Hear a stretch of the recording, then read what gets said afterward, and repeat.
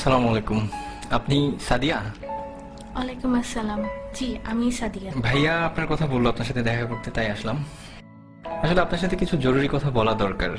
এই মুহূর্তে আমার তেমন কিছুই নেই, চাকরি নেই, পড়াশোনা মাত্র শেষ হলো।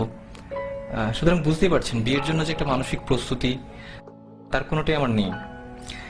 আর আমি জানি ভাইয়া আপনাদের ফ্যামিলিকে অনেক পছন্দ করে, এই জন্যই ভাইয়া চাই যে আমি আপনাকে বিয়ে করি। জি, আমিও তো তাই চাই। আসলে আমি আপনাকে কি বোঝাতে চাচ্ছিলাম আপনি হয়তো বুঝতে পারেননি। বাবা মা মারা যাওয়ার পর থেকে ভাইরা আমার দেখাশোনা করেছে বা এখনো করছে, কিন্তু এই কৃতজ্ঞতা স্বরূপ তো আমি আপনার মতো একজনের ভবিষ্যৎটাকে অন্ধকারে ঠেলে দিতে পারি না। আপনি অন্ধকার বলছেন কেন? কিছু নেই বলেই তো আমি আপনাকে বিয়ে করতে যাচ্ছি।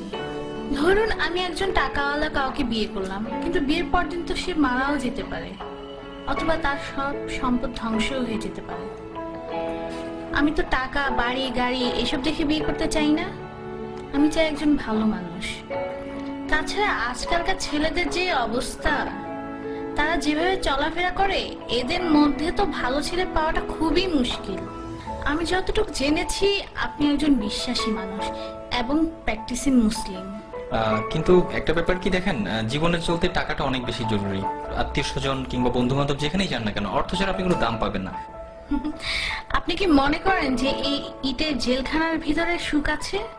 সেখানে আছে মোহ, আছে লোভ, লালসা আর নষ্টামি। তারা সম্পদের পিছনে ছুটতে গিয়ে নিজেদেরকেই হারিয়ে ফেলে। স্বামী স্ত্রীর মাঝে কোনো ভালোবাসা নেই। বাবা সন্তানকে দেখতে পারে না, সন্তান বাবাকে দেখতে পারে না। আমি তো এমন চাই না।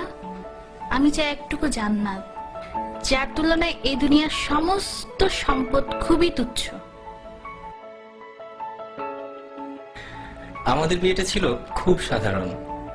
মসজিদে গিয়ে বিয়ে করলাম, এরপর কিছু জিলেপি কিনে গরিবদের মাঝে বিলিয়ে সারাদিন দুজন মিলে ঘুরলাম।